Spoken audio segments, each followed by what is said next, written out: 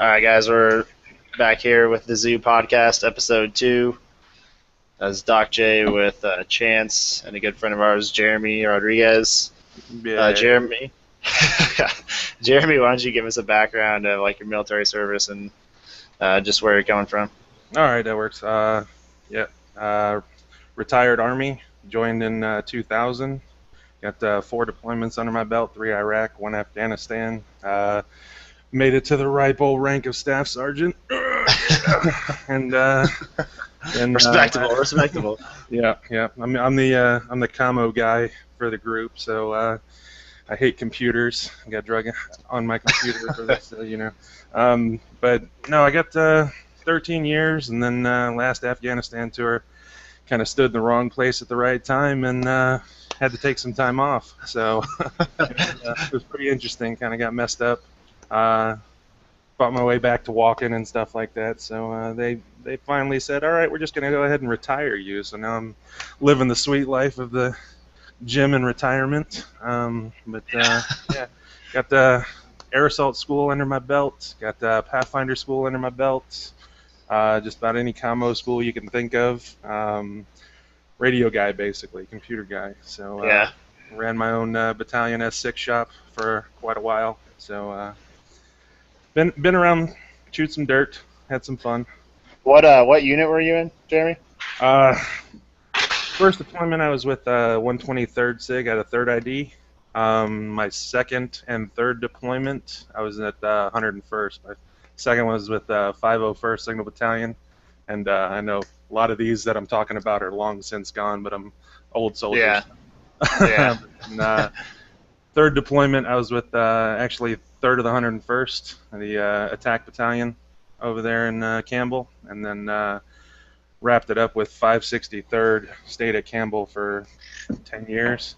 Love Yeah. Tennessee, man. Love Kentucky. Love Campbell. It was awesome. Yeah, we did some training down in Campbell. Given I was only there for probably 4 or 5 days, but it seemed like it was a pretty legit place to be. Oh yeah, man. Beautiful area. How's the whiskey bars down there? There's a couple of interesting places that you want to steer clear of. I'll tell you that much. Yeah. Anybody listening to this? Anybody that knows Cat West, who's been in that area, y'all know what I'm talking about. So what happened with the whole like blast and everything like that to get you? I know you said you had to learn how to walk again and things like Oh that. yeah. How'd that all I was turn actually out? on the Salerno, and Oh, I know what that place is like. yeah, yeah. It was about 100 feet from little poo ponds over there, man. I was walking back to my office, and rocket came in, hit about 15 feet or so behind me. It impacted a tent, man, and it blew the doors and everything off the tent. They had wooden doors on it, and a Yeah. lot of that debris smacked me right in the back and ruptured a bunch of discs in my back. So I got pinched nerve, couldn't feel a leg for a while. It was pretty rough for a combo guy. Yeah. Sounds like a fun time. Mm-hmm. Oh Yeah. yeah. I don't know anyone that was ever at Sal. That place is like constantly under rocket and mortar fire. And I know when we showed up there, there was a story about a girl who never left the base and just kind of hung out. Didn't really have a. I think maybe she worked at the aid station. I'm not sure, but a rocket impacted on the gym, and apparently she was on the phone with her family and damn near took her head off, and she's KIA. So that's fucking unfortunate. But that place Yep. is a pretty shitty place to be. Yeah, it was interesting. I had fun doing all that stuff though, man. All my whole career was just a blast. I mean, no pun intended. Yeah. Oh, badooch. Yeah. So how did that kind of lead into? I know one of our topics, number one we're trying to get into is the VA, because Chance is just starting his process with them to kind Oh, of get going on. How did that lead into you getting out and like getting rehab? And I mean, because you got med boarded, right? yeah, I ended up eventually getting headboarded. I mean, you were telling me about Chance's stuff and everything, man. And I kind of feel bad for him since he's starting it on the outside. A lot of mine, my med board stuff, all happened on the inside. A lot of my physical therapy and everything went on while I was still active. So it was rapid fire. They were like, "Hey, let's get you better. Let's get you better. You got another deployment coming up." And Yeah. so they were pushing me through a lot of stuff, trying to get me better, and eventually just ended up going to an SRP. And the doc that was there, I knew him for many years, and he looked at all my X-rays and everything, and he was like, "No, you're not going." Yeah. So I took care of the bulk of all that stuff while I was still in. That's the best. That's the best advice I can give. Is, you know, if you're on your way out the door because of a medical thing, man, do everything you possibly can inside. Because once you get out and you start dealing with the VA, man, you're waitlisted. Like, they don't. I'm not gonna say they don't care about you, okay? But they kind But of don't. well, it's not that, man. It's like, you know, there's literally thousands of people per caseworker, and it's like your name goes in this stack that's 2 foot deep, and they're gonna get to you when they get to you. I mean, it's not like you're a priority. Like, oh, you're the S6 NCOIC. We need you for this deployment. You're getting pushed to the front of the line, you know? Yeah, yeah. Yeah, it's interesting how that all works out too, because when I had gotten my TBI or whatever, you know, like I went to go see a specialist off base, and the guy was like, "Well, I don't think you should go fucking deploy or whatever," and I'm like, "Well, I'm gonna lie about being better so I can," you know, because I was Yeah. all gung ho fucking young ranger. No, that's what they all kept telling me to do, man. They were like, "Oh, we can put you on a profile, you know, a P3. You don't have to do PT. You can just go over there, you know." It's like, really? But luckily, I Yeah, had a doc that was looking out for me. But I mean, speaking of TBIs and stuff like that, man, I've been having to go through TBI clinics here on the VA side because I didn't take care of all my traumatic brain injury stuff on the inside. yeah, that Going through the VA side of this stuff, man, is pretty difficult, and I've been dealing with it for about a year and a half now, trying to get all my TBIs on record. Last time I talked to a doctor, like she's like, you have several mild to moderate traumatic brain injuries. I was like, what the hell does that mean? yeah, I was like, several? How many are we talking about here? You know? And she's like, oh, it's just scar tissue on the brain. Don't worry about it. You'll be all right. Oh yeah, I guess I didn't need yeah, that part in the brain. You know? yeah. That's just didn't really have to handle that, you know. Like that's something that I've been working with uh, through the whole migraine issues that I've had due to my TBIs and everything like that, and them trying to find out, you know, medicine and what works, Mhm. and it's just a fucking shit show trying to get to see what works for you, you know, which doctors actually care enough to see you on a regular basis, and if they even can. A good point on this was when I first got out in 2012. I actually swapped from the Phoenix, Arizona VA to the Prescott VA, which is a northern city in here in Arizona. It's like up in the boonies. It's not really in the boonies. It's a pretty big town, but it's about an hour and a half north of Phoenix. And I had switched from Phoenix VA to Prescott VA because they had a clinic that fell under their jurisdiction that was just outside of town in Phoenix, about 30 minutes away from me, to get better care because I had, you know, heard that that was the way to do it because Phoenix was just a shit show. Um, and so that happened, and I saw the primary care doc there. And after I saw him for the first time, after them rescheduling me for about 4 to 5 months straight, like the final thing he said to me was, "Hey, well, I'll see you in about 6 months, because that's how often we usually see people." I was just like, "Okay, cool." 6 months, man. Later, like I thought I was supposed to get in care, not, you know, get dusted, like just dusted under the rug, dude. Yo, that's like my psychiatrist, man. My VA psychiatrist.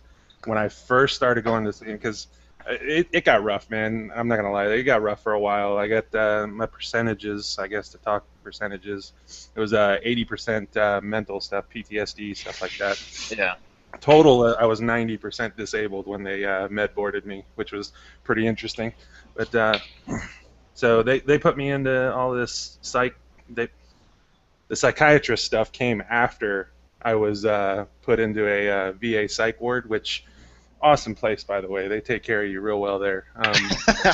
How'd that work out for Oh, you? it was interesting, man. I mean, I got there, and you know, everybody gets to that point where it's like, you know, you're never, you get that realization that you're never going to be as badass as you once were, and it just crushes your soul, and you Yeah, get to dude. that place where you're just like, I really don't care what happens anymore, you know. And when they were admitting me, you know, everybody was like, hey, you know, what's wrong? You want this? You want that? And I'm like, I really don't care what you people do. I was like, I don't care anymore. I was at that point. Yeah. So they, took away shoelaces, belts, all that stuff, and threw me in this little section of the VA here in Southern California. And cool place. Like I said, the beds are all foamy and squishy and everything. They got nice little chairs that are all squishy. But it was pretty interesting, man. They got my meds right there, which, I mean, basically it's like Halloween, dude. They go to the VA and they just throw meds at you, which is, I mean, if it's the right ones, that's great. But I got on narcotic pain medication for a long time and had to come off of that, and that was pretty rough. But yeah. It's like they do that. I feel like that's a big thing with them, where they try and it's not really. They look for like the freaking 10-meter target with the meds, like, hey, what's going to stop this right now? Not like what's the actual root cause of the problem. Yeah, it's basically, it's like, here, let me throw this at you, and it'll get you to go away for like 30 days. That way I can deal with the other 500 stacks of paperwork over here. Yeah. Anything to just get you away for a little while. I mean, it's shitty, but I mean, it's backlogged, man. There's a lot that they got to deal with, and I mean, we sometimes don't give them the benefit of the doubt that they're looking down the barrel at 2,000 people, and we're just looking at our problem. Yeah, I mean, I'm sure, and that's the thing too. It comes down to like funding and staffing and the amount of people getting out towards. I don't know who handles their freaking logistics on like how things are going to run, but yeah, obviously there's some problems there that aren't being talked about. But yeah, and then, getting back to like you were saying, like the 3-6 month wait thing. I mean, right after I got out of the psych ward, they were like, every month, go see the psychiatrist, go see him, and that lasted for like 4 or 5 months. And then he was like, "Oh, your meds are right. We'll see you in 3 months." Yeah. And it's like 3 months. I'm doing good talking to you all the time, but 3 months turned into 6 months, and I think I've seen him once this year. So yeah, that's definitely how they handle that. I had something really good to say here. I just forgot what I was going to say. Chance, what are you weighing in on this? What are your feelings overall about looking at it? I mean, with the VA in general, like it kind of struck me today when I had somebody come up to me, "Hey, Chance, why don't you go see counseling from the VA?" It's like I have a hard enough time finding jobs, so I'm not going to break my wallet trying to, sit down with a counselor and a pen and paper and put Band-Aids on a larger wound, whether it be meds or counseling. So I started my process back in January. I have first appointments coming up in September, and I've really just been reaching out to different contacts to find out what I have to do to get started. Because I'm sure you're familiar with how our unit ran. You have squared away medics, and I'm sure you can pull a lot of Ranger med logs, and there's not barely anything in there. Yeah. The idea was always keep quiet, let Doc take care of it, and keep it off the record, and Charlie and Mike continue mission. So that's kind of what I did. I mean, if there was something that I could push through and not get it documented, that was the case I went, and now I'm kind of kicking myself for it. But from what I've heard, the VA in the New York area is pretty squared away. So I'm just really pulling from different resources, you, Paul, and everybody else that's already been through the ringer, and trying to make sure I have my ducks in a row. Yeah, I mean, it might be a bonus for you to be coming in a little bit later with them finally getting their shit squared away. So, I mean, because they had the whole, in Phoenix here, they gave me the option after that whole thing got exposed all over the news about them with like secret lists and whatnot. I didn't really read a whole lot into it because I saw the headline of the news and I was like, ha, not surprised. This place is a freaking trash can.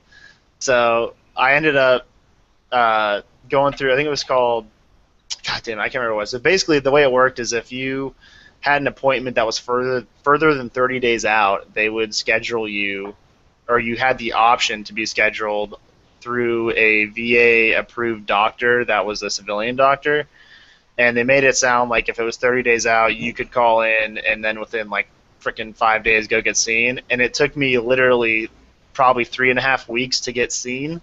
by the guy, and my appointment was like 32 days away. So really, it just cut my time by like 5 days. So it really wasn't that big of an improvement. And they made it sound like, hey, look how much we care. This is going to work awesome, you know?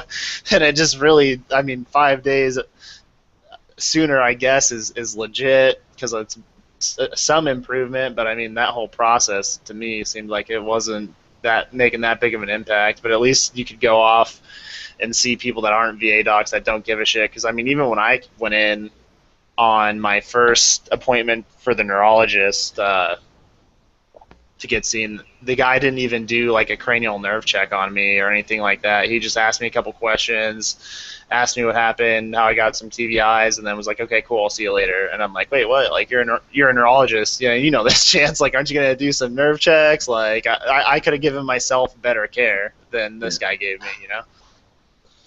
But then again, you don't have that opportunity when you're out because you don't have access to the med cage or scheduling yourself for stuff. So it's kind of a catch-22.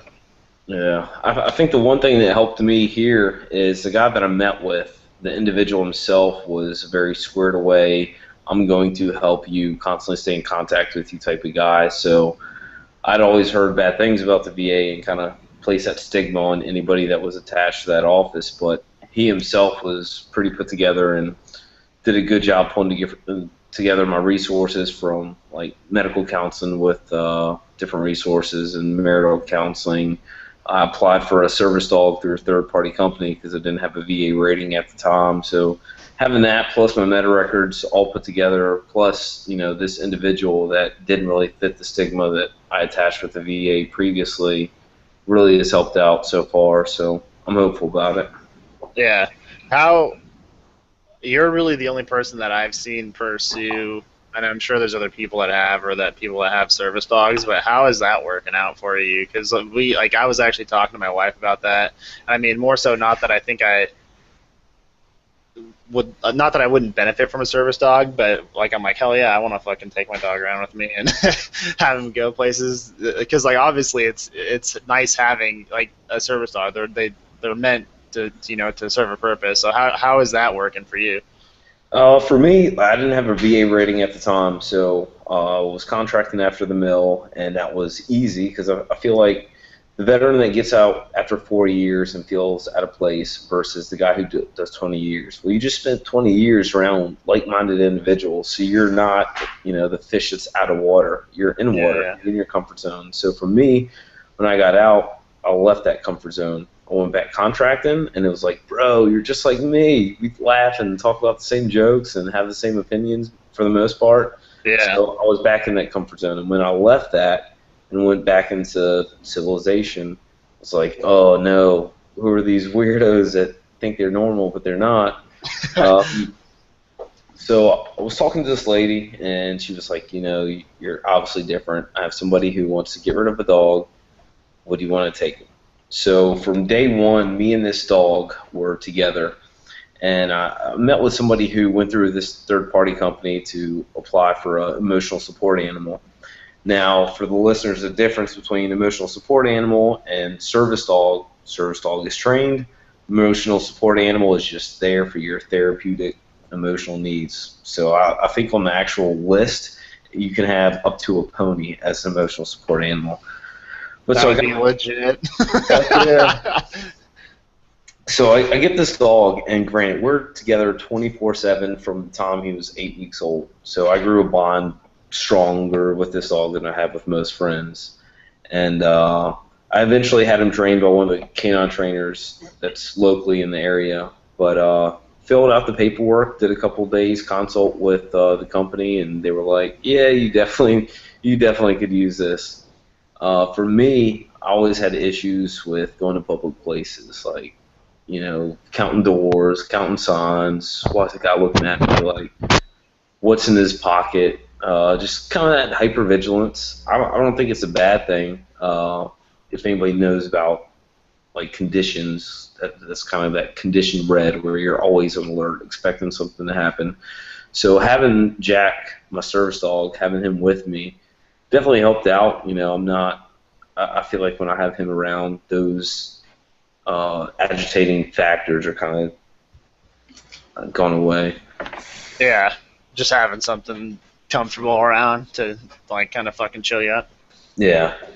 I mean, coming home after a long day, you just want to smash things and flip over tables. Well, me personally, like, and then this little pit bull comes running up to you, jumps in your lap, and lays his head on your lap, like, I got you, bro. Just chill out. You're good. You got me.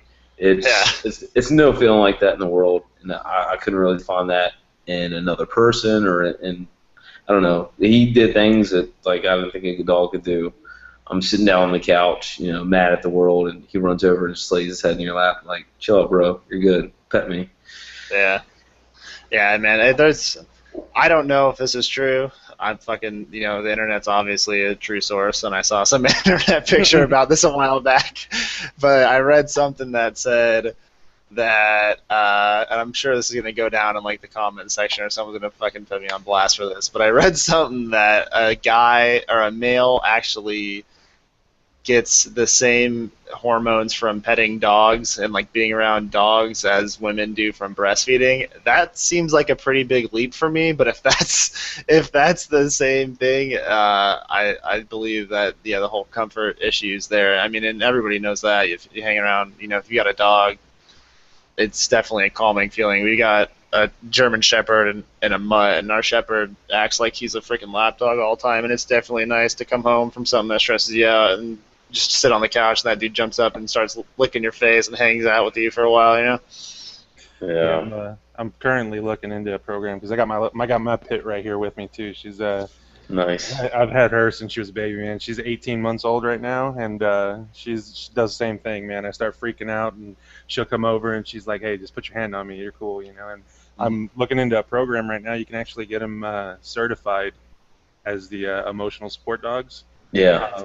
There's websites that take care of that, and like you said, it's not a service animal technically, but it's easier to get them certified as emotional support dog. They still do everything. They can go with you, stuff like that. Because I mean, feeling, man, about 2+ years now, and you start getting more than a couple people around me, and it's like, yo, you guys need to back off. Yep. Yeah. I can't feel that enclosed because especially if I don't know people, Walmart to this day is still sketchy. Like there's people everywhere, and it's like, whoa, you need to calm down. Walmart in itself, regardless of who you are, is a sketchy situation, folks. Oh, yeah. Just putting that out there. Yeah, the people at Walmart. I'm sure there's got to be some sort of grant money out there that people are. You can, get a dog certified or get a dog through certain things. I'm sure there's something that. Yeah, the website I was looking at, man, it's like 150 or 180 or something like that. I mean, I don't have the website on me right now, but maybe next time I'll shoot it to you and you can put that out there. But yeah. It's not that much, and I mean, they get fully certified, and they can go wherever with you. They get the little best thing and all that stuff. It's pretty cool. Like that was the route that I took with Jack initially. Did all the paperwork, got him certified, and it was really almost reverse of what I expected. I'd take him out in public. Why do you have him? Are you crazy? Do you have issues? Is he allowed in here? About it? Oh man, it was so bad. Like it almost got to the point where it made it worse bringing him with me. Like, wow. Oh, you're a vet. You have that disease, don't you? Oh, you're crazy. Like, no, your child is less behaved than my dog. So back off. Like at one point, I was going in a restaurant. My dog is like, I trained him on Mandarin for commands, so I had him sitting, and they were like, he's not allowed in here. I'm like, okay, roger that. I got my Love Me book in the back of my truck, so let me pull that out and you read through his paperwork and then let him go sit down. Yeah. But it was just like this reverse stigma, and it made it worse because you have a bad day and it's like, hey, are you crazy? Do you have that little disease thing that all those veterans have? Like, yeah, fuck that. So that was one of the issues I ran into. But as far as just having him at the house, like it totally was a calming effect where at the end of a bad day, he just runs up and showers you with love. So I would definitely look into it. There's, I think it's just kind of odd too. I mean, maybe in like dining, or wherever else you go, some people don't understand it. But actually, when I worked in the hospital, there was a lady that worked in my area who had, not only did she have a job as a trainer for the system, I think she was a trainer for the medical record system that we used. But she would also bring her dog in, and her dog was a service dog, and it was just kind of like the whole time that dog was there, she'd bring it around, and they'd walk around the hospital and whatnot. But I mean, it was the hospital knew it was going on. It was, I'm pretty sure she was on some sort of paycheck to bring her dog around as therapy for patients and things like that. But it's kind of weird that there's not more knowledge about that. But then again, I don't really see a lot of people with service dogs either. So I mean, not to say that I understand the person that's not understanding to it, but they might just think that it's just a dog that you have, you know? Yeah, and I think that's a double-edged sword. I mean, I'm sure there's plenty of people out there who don't really have a need or haven't seen combat or served overseas, and hey, it's registered as a service dog. I bought this collar online for $50 and threw it on my dog. So for them, like, thank you for messing it up. But if you went overseas and you did work and like you have a little bit of whatever you brought back with you and you're having a hard time dealing with it, a dog as a companion is like the least that the government can do to somebody that's still struggling with what they've went through. Yeah, I mean, there's a lot of people alone too. Like, I mean, the other day I was downtown Phoenix, and there was you know, like some homeless dudes with dogs, you know, and I was kind of surprised, like, damn, that dude's struggling to do anything right now, yet he's sleeping. It's like 107 degrees outside. He's sleeping in the shade behind a building, and he's got some, you know, mutt behind him or sleeping next to him. And that dude's probably getting comfort. Same with the dog, just having him there to hang out. I mean, that's kind of an extreme circumstance, but I'm sure it's helping that dude overall. Yeah. I'm not sure where I was going with that, but you know, something I remember seeing when I was downtown. But No, see, that's why, I mean, you're talking like the whole stigma and everything. That's why my situation, man, I am completely loving my situation because I'm completely retired. You know, got the Army retirement check and everything, and I'm not in the situation where I have to worry about, you know, having to go get a job or anything like that. So, you know, you get them people that walk up to you and it's like, whoa, are you crazy? And it's like, well, yeah. Why do you think I have the dog? You know, of course I'm crazy. Leave me alone. yeah. You know, I've completely lost the brain to mouth filter. You know, so there's no telling what comes out of my mouth, especially when people come up and throw stupid stuff like that at me, dude. And it's almost freeing, in my opinion. You know, I just walk around and it's like, yeah, whatever. I'm cool the way I am. I like it. Yeah. And that's kind of, I feel like that's sort of at least you're open about it, you know, and they have like accepted it. I think there's a big thing when you're getting out and really accepting where you are and like how shit is kind of hard for people. Like Chance said earlier, and you said when you get out and you're like, I'm never gonna be as badass as I once was. You know, I feel like there's some internet picture out there that's like, what's PTSD? PTSD is realizing you're never gonna be that badass again. You know, and that's kind of like you, like getting out. I mean, I can say when I got out, I'm like, you kind of carry yourself in that way. You're like, fuck yeah, like I'm a ranger, I'm a fucking badass, or I was a soldier, you know. And you like got that like swag sort of, and then you kind of start realizing how the real world is, and you're like, this place fucking sucks. Like this is not what I thought it would be.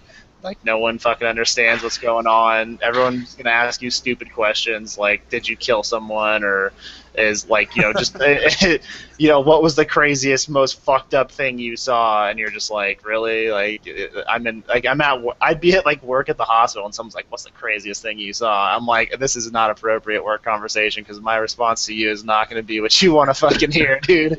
Like I'm gonna get reported at HR. So yeah, like it's all rainbows and Skittles, man. I'm gonna say some stuff, and you're gonna be shocked, and you're gonna go claim PTSD somewhere for some words that came out of my mouth.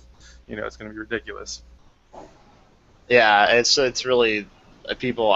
There's no etiquette on that. I actually, this is kind of like going off on. I mean, maybe a little bit different, but when I was getting these migraines terribly at work, I worked with this guy who I fucking couldn't stand. I'd get a migraine and, you know, be fucking living through damn near torture for like a whole day and come back to work. And this fucking guy, I'd come back to work the next day just looking like a bag of ass, like I got punched in the face. and he'd be like, "Hey Tom, did you have a nice vacation yesterday?" And I'm like, "This motherfucker, dude. I'm gonna smash your face off the desk. Like if that was in the army or like battalion and someone was giving you shit, dude, like, hey, all right, you got a problem with me? Let's smash this. Let's go outside, dude." And it irked me so bad. And this dude always had some little witty, snippy comment to say towards me, and god damn, dude, it just got to me. I mean, maybe it was harmless, and he didn't really think about it because he was kind of lacking in the social skill department. But dude, it's that thing. Just someone saying something like that to you when you're like going through shit and struggling like on a regular basis, it's just enough to like set you off, man. Yeah. Yep. I've found myself in some situations like that too, and I mean, part of the reason why I actually ended up in the psych ward, me and my brother, we were actually getting into it because, long story short, he was trying to fight my younger brother. My younger brother wasn't having nothing to do with it, and hey, I'm your Huckleberry. I enjoy a fight just as much as the next man, so let's go. Well, we went outside and started wrestling around, and he ended up accidentally knocking me and saying some shit, and I broke his nose, and it all And happened so fast, and everybody's like, "What is wrong with you?" And I'm just like, You're "Ah!" crazy. You get that nice little war face, and I'm crazy. And Yeah. then they take you away, give you a nice little poke in the neck, everything slows down. It's pretty cool. I remember when I first got out, I was working. There was this lady I worked with who I'm gonna leave unnamed again, just because God forbid this ever gets out to her.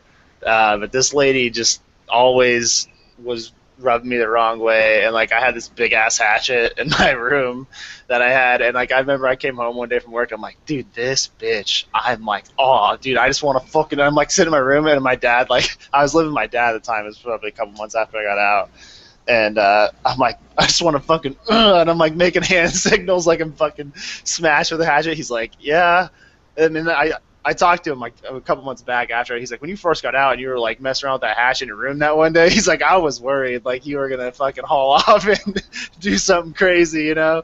But I'm like, you kind of like level out and get used to it. But at some point, is that like is getting used to it that good or that effective, or are you really just like fucking putting, finding ways to cope with it? I don't know. It's Yeah, I mean, personally, I guess I could say I'm used to it now because I enjoy my kind of crazy, man. I'll tell people that all the time, and I think it's actually beneficial to be comfortable with it, because you're in more control of it when you're that comfortable with it. Because like I get in situations now where I'm like about ready to freak out, but I can calm myself because I know it's coming. I know that demon's right on the other side of this door, so I know not to open that door, So Yeah. you can control it a little bit better when you're comfortable with it. And I think it was you, Jarnigan, that was talking about this, the new Five Finger Death Punch album that's coming out. One of the lyrics they have in the song is, I have demons, but I'm not broken. And I think that's kind of where I've found myself here recently. It's like, yes, I accept it. Like you said, I'm crazy. I get it. I have my demons, but I'm still functional. I'm still able to push forward. And I feel like that's where I've kind of found myself. Do you guys relate to that? Oh yeah. Yeah, for sure.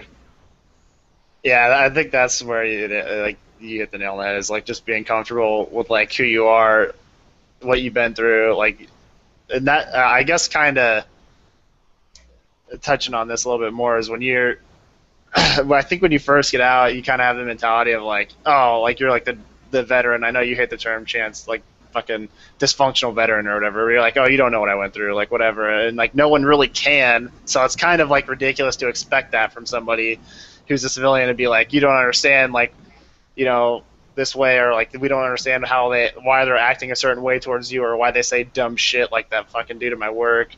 But at the same time, it's not like they really have any idea of like what's going on in your head either, or what you've been through, or what it's like to live a day in the life and fucking in country or fucking serving. So I don't know. It's kind of like a double-edged sword in that sense too.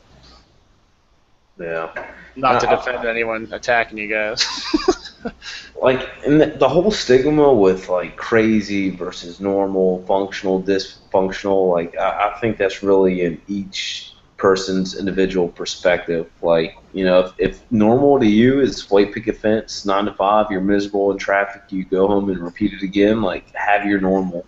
If me being angry and perfectionist and driven and maybe having some demons, but I go off and I do my own thing and it's awesome and it flourishes and becomes successful, then yeah, I'll stay crazy every day. You can have your black and white coloring book and I'll be the guy with the crayons going out of the lines. Yeah. Speaking of normal, man, there's this quote I've always loved, man. It's like you ask this guy, what is normal? And he straight tells you, he's like, normal is what everybody else is, and you're not. Yo, brother, I am okay with that. Yeah, I've got no sure. problem with that. You want to call me crazy? That's fine. I will be the first to let you know when you meet me that yes, I'm off. But you know what? It makes me more interesting. I mean, Yeah. I really don't care what your opinion of me is. I don't care that you can't figure me out. All right. If you want to know something about me, ask. I've got no filter. I've got no problem telling you everything you want to know about me.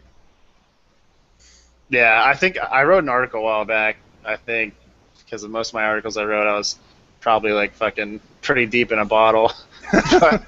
but I think I'd mentioned something along the lines of, it does suck that like all this is going on, but at the same time, it's kind of an honor in a sense that like you did get to do what you did and you did get to serve with who you did, and fucking get to do badass shit and live your life, because when I was a kid, dude, growing up, and I think this is kind of a struggle too.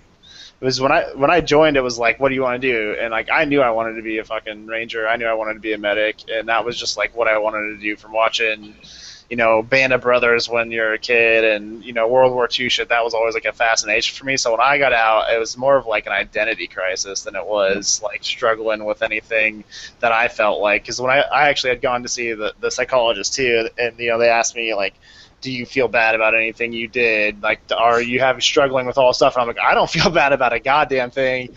Like, I don't know, maybe that makes me crazy too, but, I don't feel fucking guilty for one thing. I'm like, the problem is I'm dealing with all these other people that are outside, and now that's my problem is not, I'd rather be dealing with Afghanis and going on missions every day than dealing with the people I deal with at work.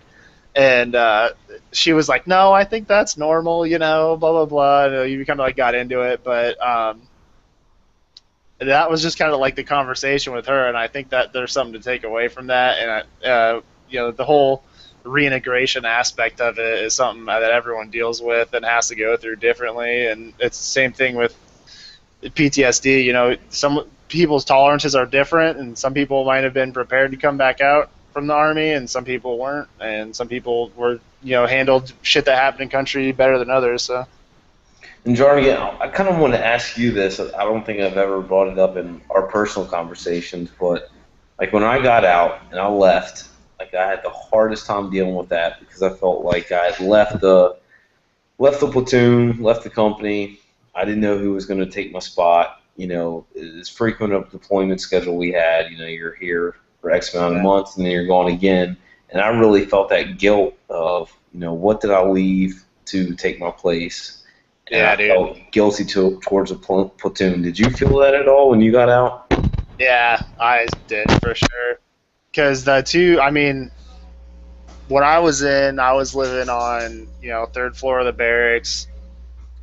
Kenny was down on the first floor, and then the second platoon's medic, wasn't there because it was Matt, and Matt was living off base or, in housing or whatever. So we kind of on the weekends were all up in the shit with partying and everything with all the platoons. And when I was leaving, the people that I was close with in the platoon, like Fitz and a couple of those guys, Catch.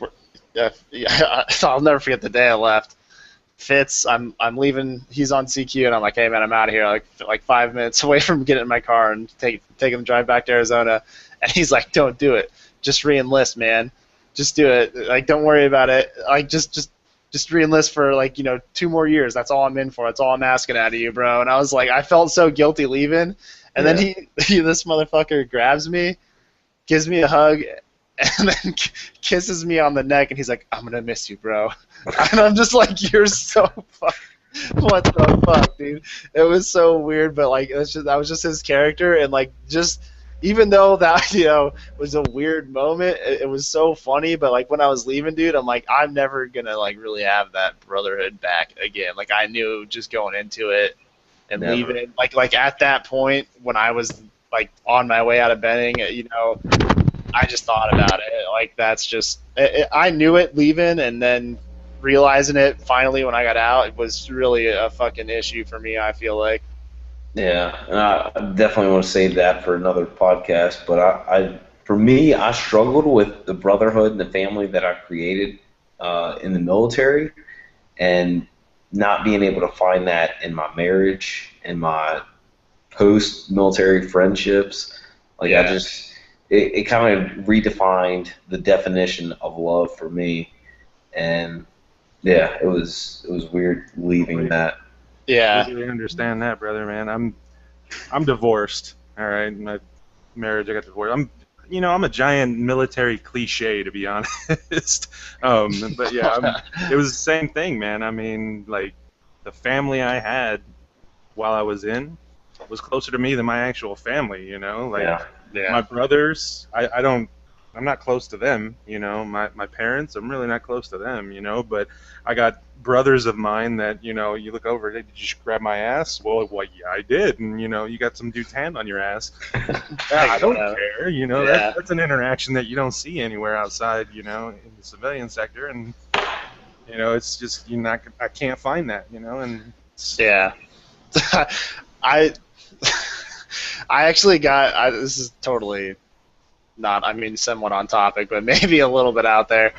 I was in the car with my dad and my uncle the other day, and we were just talking, and we got on somehow we got on the idea of being a medic, and my uncle's like, how many guys come in, with like STDs and shit. I'm like, yeah, I saw a lot of dicks in my time.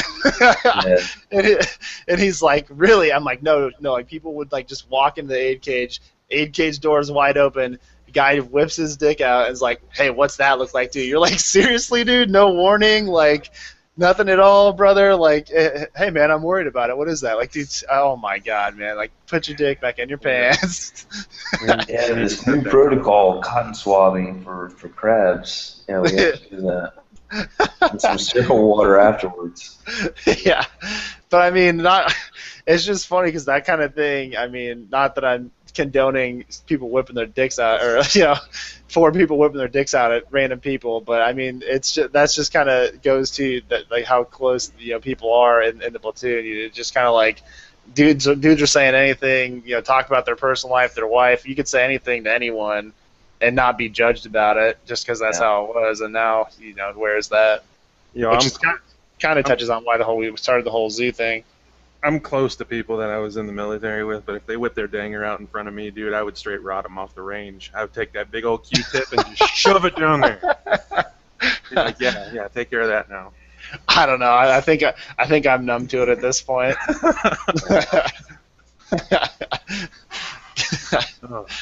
But I guess to kind of end on this topic, because it seems to be taking a turn towards dicks and balls and Q-tips and... Isn't that where it always goes, though? Yeah. I wanted to touch on the next topic that we had for tonight was moving towards how women in combat fits in and how you guys perceive that. I know in other countries and other areas, and even in our own, it's happened or is an actual practice. Like in Israel, I know women are in combat, but I want to get you guys on that topic and see where your standing is at with it. Well, like as we're talking, I'm looking on Facebook. Havoc Journal just posted an article. Pilot program is over. Army throws open gates to range school for women. So for me, I feel like it's this ploy to see like if they can do it, could be it, and I just feel like it's going to be a huge ripple effect that nobody's really anticipating right now.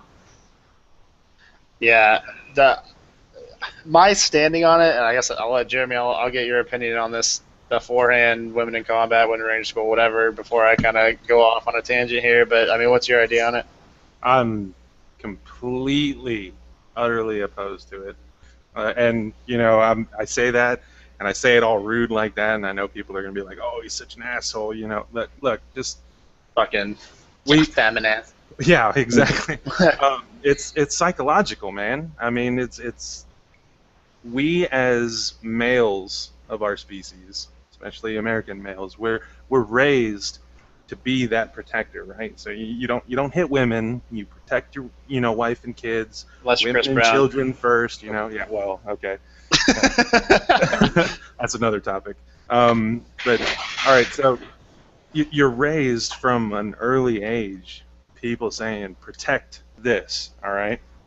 Now, fast forward, 19 years, 18, 19, 20 years, you're in combat, okay? And two of us, we're assaulting that hill, man. We're going at it, all right? And all of a sudden, you go down. I'm going to remember where you're at, okay? I'm going to keep assaulting my objective, but hey, okay, I know Doc went down here. I know Chance went down here, but I'm going to keep going until I finish what mission is. With that psychological tweak for women and protecting them, you got a woman standing next to you and she takes a round in the chest and she goes down, okay? I don't care. You're going to have that split second of, oh shit, I should have done something to protect her. And that split second just got the person to my left taken out. Yeah, because you're not paying attention. Because I took my eyes off of covering the objective because I'm worried about protecting a woman. And that's all psychological. And it screwed everybody on down the line. You take all of that out, and yeah, you're going to have that effect. My buddy went down, this and that, but you're not going to have an extended pause in your mind that, hey, you should have been doing something, and then say that female dies on your watch. Yeah, it sucks when your friends, die, and that it's hard. But personally, psychologically, I think a woman standing next to you and she's gone, that's going to hit you harder on two levels because you got that camaraderie of being a soldier, and then you got that fact that you couldn't protect that woman, Yeah. And it just, mine is all psychological based. I mean, it's just you can't get past that because it's ingrained from an early age, and split seconds in a firefight mean a lot. Yeah. My whole stance on it, and I mean, before I go off on what I think is more towards the physical aspect of it, but there's also that, like you're talking psychological, that coming from battalion and being in an all-male unit and not having women, I mean, I guess I'm probably definitely a little skewed on this because, I mean, we'd have, cadre when you're in RIP and you're running by a group of soldiers led by, like, a female, and they're all singing cadence, and, we're running by them, and this guy's like, look at this split tail. She should be in the kitchen right now, you know what I mean? And they're just, and it's funny, and you're laughing about it, and I'm sure someone's going to take that fucking and kill me with it later, but women in a unit too, though, there's good, hey, it's not okay to fraternize. Don't have sex with your fucking coworkers. There's gonna be that fucking chick that sleeps with half the platoon, or like there's gonna be that dude and that chick that are entangled or whatever, and they, whatever, cool, they find each other on deployment and they're in the same unit and they're in combat, whatever. I don't know how that works. I've never seen it happen, but that's gonna happen. Even like somewhere along the line, that's gonna be an issue. And having a bunch of dudes together that's not going to happen. But to really step into it from where I really, really disagree with it is just the physical aspect of it, especially where, the standard female, and I worked with females overseas with like the whole CST and everything, and I'll never forget it. That a time we were on the Rage, and they're trained as this quote unquote, as they put on Facebook, this lioness training, as they call it, right? And we're we're on the range, and we're doing just some firing it before we go out, and fucking getting some practice in. And I'll never forget this girl's shooting off a couple rounds and her gun jams, and she literally like turns around to everyone that's watching her run through the shooting drill, and she's like, "Jam! I got a jam!" And like someone walks over, like she's a fucking child, and drops the mag, racks it out, puts the mag in with it. And like, okay, here you go. Like, you're good to go. Keep on going. She's like, thanks, and like just keeps on going. And I just watched it happen, and I'm like, what? This is a circus. I'm watching a fucking circus. This is a Facebook social experiment. You've got to be kidding me. Like, I just couldn't fucking believe it, dude. Shit has gone horribly wrong. Yeah, and there was a time, me and Matt were out. I think this was, this must have been first deployment. I think it was. And we were in Target. Me and Matt are doing the medic thing when you're in the compound. We searched everyone, and then we're just kind of kicking it.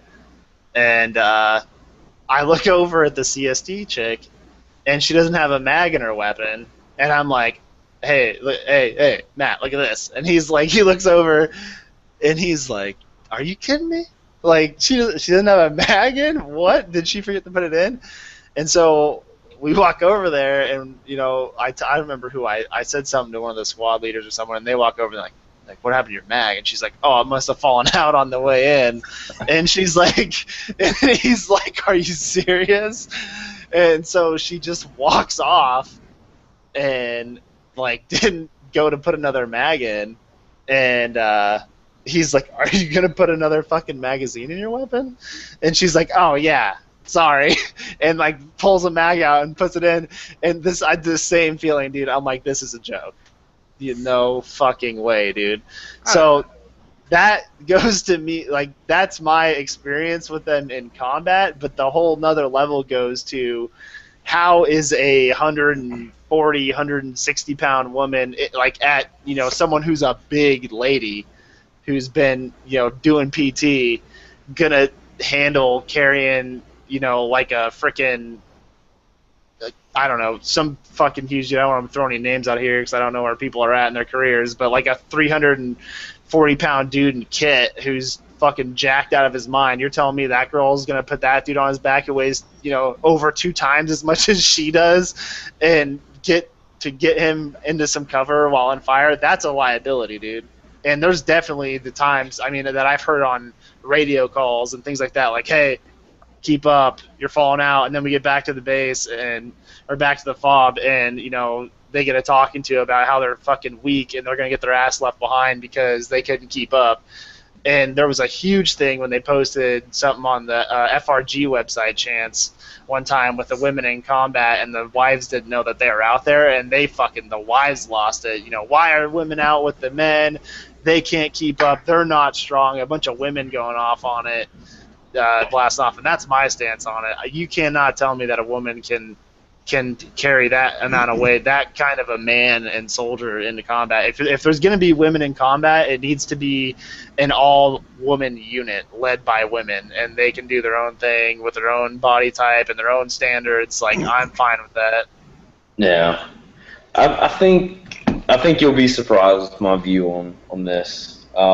Definitely from our experiences overseas, the CST chick that has like her 9mm, we're doing the 10K and Bill, and everybody else is loaded down with gear, and all she has is a radio and a 9mm. Oh, I can do the same thing. Not quite, but good on you for thinking that.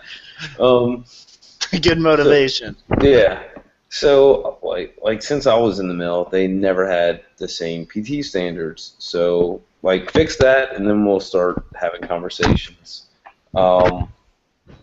Definitely the whole embodiment that should be thrown in. We were in an all-male unit, go on deployment. By the last day of deployment, you could smell a freaking dandelion, and for lack of words, be satisfied. So some Air Force chick that's walking by, strutting her stuff, maybe a stateside 4, but on deployment, she thinks she's a 9. Like, yeah, married men don't need that. So I think that's something that people definitely aren't factoring in. Like, is the mission more important, or is your socio-political science experiment more important? Anyway, um, with that said, in regards to Ranger School, with it being simply a combat leadership school, um, if a female, if at the end of the day, my ruck's too heavy, or we have to finish the subjective, and I have 5 dudes that are like, I can't do it, I'm gonna LOM, and this chick's like, roger that, I'll take their load, let's keep going. I'm gonna have a hard time giving her crap during an after action review, like, oh man, you did what those 5 other dudes couldn't do, so I still hold that grudge. So I kind of have to factor in that as well. If I went on a mission and the mission sucked, we're going through this village, we get spread thin, and it's me and this chick in this room, and then come to find out there's 2 dudes that fell out and got left behind. Like, I'm gonna be smashing their face into the wall, not this chick. So, in regards to the chicks within Ranger School, like, I was watching some video where the guys were talking about how they were on the ruck and X amount of dudes fell out and the chicks had finished before they had. Like, if I was in their shoes, like, yeah, I can't really complain anymore. Like, they sucked it up and pushed through. So, I think as a whole, it's a bad idea just because of the problems that it'll cause that don't need to be caused. You're sacrificing mission safety, mission, just in the whole, I don't think it's a good idea. But if it does happen, and a chick outdoes another dude that's supposed to be next to me, and she finishes, then I can't really say much. So I'm kind of divided on it right now. Yeah, I mean I'm in agreement with that 100%. If a girl, and before I get on this, there was a girl when I was in AIT, regular Army medic school. Her name slips me, but this girl was like a 40-year-old, 5 foot something, frickin' just whatever she was, dude. God, I wish I remember her name. Anyway, she was a PT stud, dude. She was blowing like 300s out of the water, like exceeding frickin' male standards on push-ups, sit-ups, and frickin' everything, dude. Just like a goddamn monster. Like, I didn't see how she would perform in bat with all the kit on and everything, but I'm sure that she would have been all right. And that's not to say that there's not dudes that make the battalion that are fucking shit cans that can't keep up, that get the shit smoked out of them for not being able to handle the weight of their gear and everything too. So it goes both ways, but I think, exactly, like you were saying, that there is something else there where you run into just the fact that there's a woman in the unit, and it's gonna affect certain ways that things operate. Are they gonna? We're on a all-male camp or whatever. You have all the showers. Is she gonna have to get her own shower now? Yeah, of course. There's that whole big thing now where, and I'm not saying this isn't happening, but the military, quote unquote rape culture, as they say, of people getting raped, which is definitely, it's out there. I'm sure it's happened. I'm sure it's happening, and it's terrible. But you're running that risk too to even push that, because like you said, you're freaking. And this isn't just in bat. I mean, bat, you get the less time deployments, the 3 to 4 months. Imagine being in a 12-month deployment, and there's chicks in your unit and dudes that are just fucking chomping at the bit to get something, do something. All they do is lift and drink protein all day and go out and fucking smash face, and they're just looking for that next good thing. And that deployment 10 is really stateside 2, and you're just there, and it just it has you're really just putting the opportunity for it to be there instead of just not letting it happen. Like I said, I'm fine with women in combat, but I think it should be an all women, all male type thing, segregated. they do their own thing. Whether that be if women had to tack on to male units and learn leadership and prove themselves. I mean, because history's proven that women are capable in combat. With, I mean, you look at like World War II, there was like the Russian sniper women that fucking just completely wreaked havoc on like German soldiers, and Israelis have women. I don't know how they can speak to that. I know they are all about kicking ass and fucking killing terrorists over there. So I mean, it'd be interesting to see how it worked out, but I'm just all for the whole segregation aspect of it. Hey, brother, I just got to say that at night in a porta-john, everyone's a 10. Sure. Yeah. Well, like I used to tell you guys, it's all about math. Like, I may not have been good at geometry, but I was good at math in general. You take a couple 4s, and you basically have an 8. Yeah, it's I don't know. That whole thing is just, it's slippery, man. And like you said, I find it very interesting that the president is going to that graduation, or if it had already passed or whatever. I don't know if it did or what. I haven't been following it too closely, but hey, women are in Ranger School. Oh, hey, Obama's going to that Ranger School graduation because it's a milestone or whatever. It's fantastic. I have a hard time believing that might not have taken into account of at least having 2 women pass that Ranger School class. You know what I mean? And like I said, I can't really cue on it that much because I didn't go through school, but I do feel like that's some sort of thing. I mean, what's next now? Some chick's gonna go through RASP, and they're gonna be like, "Oh, she made it. Is Obama gonna go to that now?" And that's gonna be a thing, and they're gonna push her through. I don't know. Yeah. It's a tough one. But That's just a bad idea. Yeah. Around. There's just so much you got to think about. I mean, it's just a horrible thing. I mean, don't get me wrong. Like you're saying though, like I'm pretty big dude, but I know for a fact at my gym there's this female that can do a lot more physical than I can, to include benching. Now that it's neither here nor there that she looks like a dude, but it's like they're out there, man. They can do it. They can do it.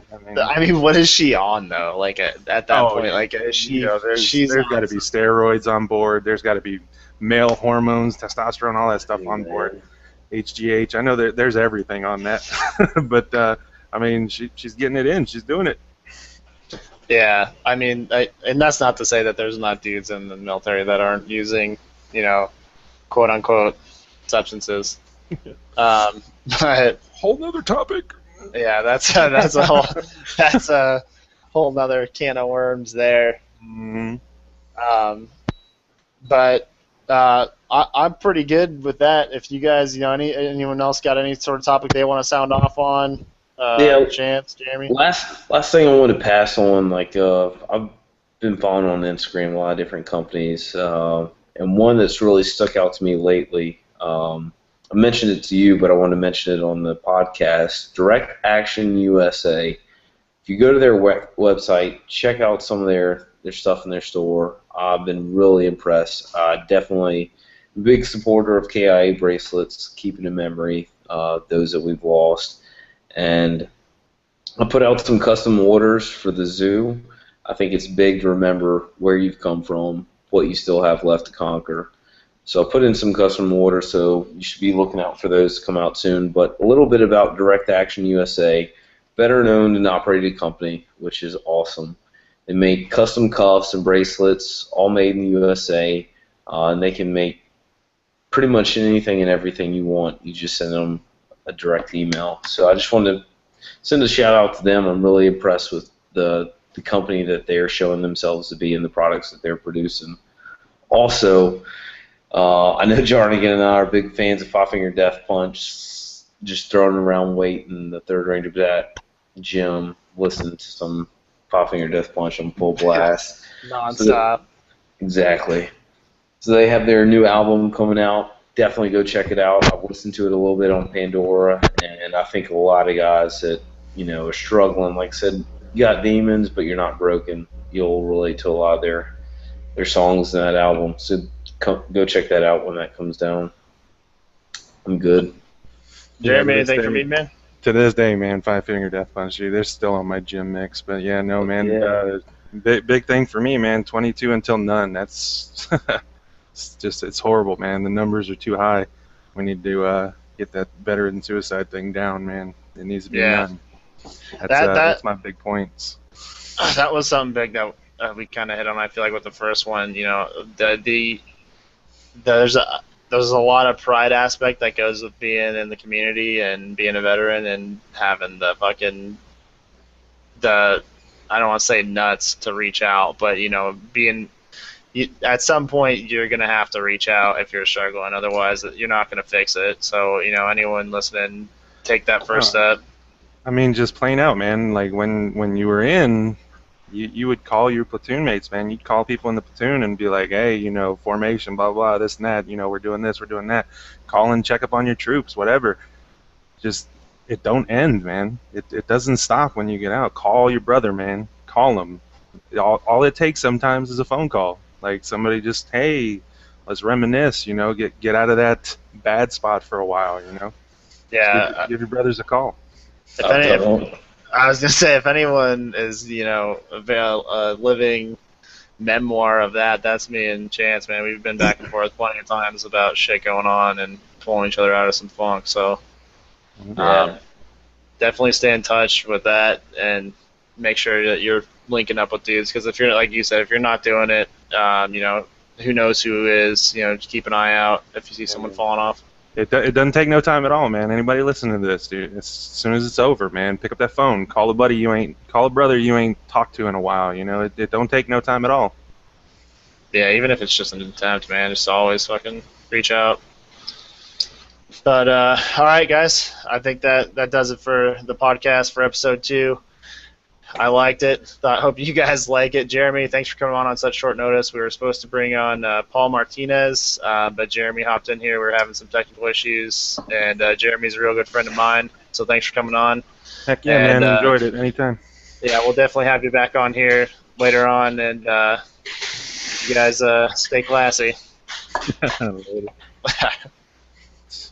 Just about any combo school you can think of. Radio guy, basically, computer guy. So yeah, ran my own battalion S6 shop for quite a while. So been around, chewed some dirt, had some fun. What unit were you in, Jeremy? First deployment I was with 123rd SIG at a 3rd ID. My second and third deployment I was at 101st. My second was with 501st Signal Battalion, and I know a lot of these that I'm talking about are long since gone, but I'm old soldiers. Yeah. Yeah. And, third deployment, I was with actually 3rd of the 101st, the attack battalion over there in Campbell, and then wrapped it up with 563rd. Stayed at Campbell for 10 years. Love Tennessee, man. Love Kentucky. Love Campbell. It was awesome. Yeah, we did some training down in Campbell. Given I was only there for probably 4 or 5 days, but it seemed like it was a pretty legit place to be. Oh yeah, man, beautiful area. How's the whiskey bars down there? There's a couple of interesting places that you want to steer clear of. I'll tell you that much. Yeah. Anybody listening to this? Anybody that knows Cat West, who's been in that area, y'all know what I'm talking about. So what happened with the whole like blast and everything like that to get you? I know you said you had to learn how to walk again and things like that. Yeah. How'd that all? I was actually on the Salerno, and oh, I know what that place is like. Yeah. It was about 100 feet from little poo ponds over there, man. I was walking back to my office, and rocket came in, hit about 15 feet or so behind me. It impacted a tent, man, and it blew the doors and everything off the tent. They had wooden doors on it. Yeah. A lot of that debris smacked me right in the back and ruptured a bunch of discs in my back. So I got pinched nerve, couldn't feel a leg for a while. It was pretty rough for a combo guy. Yeah, sounds like a fun time. Mm-hmm. Yeah, Oh, yeah. I don't know anyone that was ever at Sal. That place is like constantly under rocket and mortar fire, and I know when we showed up there was a story about a girl who never left the base and just kind of hung out. Didn't really have a. I think maybe she worked at the aid station. I'm not sure, but a rocket impacted on the gym, and apparently she was on the phone with. So I took care of the bulk of all that stuff while I was still in. That's the best. That's the best advice I can give. Is if you're on your way out the door because of a medical thing, man, do everything you possibly can inside. Because once you get out and you start dealing with the VA, man, you're waitlisted. Like they don't. I'm not going to say they don't care about you, okay? But they kind of don't. Well, it's not that, man. It's like there's literally thousands of people per caseworker, and it's like your name goes in this stack that's 2 foot deep, and they're going to get to you when they get to you. I mean, it's not like you're a priority. Like, oh, you're the S6 NCOIC. We need you for this deployment. You're getting pushed to the front of the line. Yeah. Yeah, it's interesting how that all works out too, because when I had gotten my TBI or whatever, I went to go see a specialist off base, and the guy was like, "Well, I don't think you should go fucking deploy or whatever," and I'm like, "Well, I'm gonna lie about being better so I can," because I was all gung-ho fucking young ranger. No, that's what they all kept telling me to do, man. They were like, "Oh, we can put you on a profile, a P3. You don't have to do PT. You can just go over there, It's like, really? But luckily I had a doc that was looking out for me. But, I mean, speaking of TBIs and stuff like that, man, I've been having to go through TBI clinics here on the... Her family and damn near took her head off, and she's KIA, so that's fucking unfortunate. But that place is a pretty shitty place to be. Yeah, it was interesting. I had fun doing all that stuff, though, man. My whole career was just a blast. I mean... No pun intended. Yeah. Oh, badooch. Yeah. So how did that kind of lead into? I know one of our topics, number one we're trying to get into is the VA, because Chance is just starting his process with them to kind of get going on. How did that lead into you getting out and like getting rehab? And I mean, because you got med boarded, right? Yeah, I ended up eventually getting med boarded. I mean, you were telling me about Chance's stuff and everything, man. And I kind of feel bad for him since he's starting it on the outside. A lot of mine, my med board stuff, all happened on the inside. A lot of my physical therapy and everything went on while I was still active.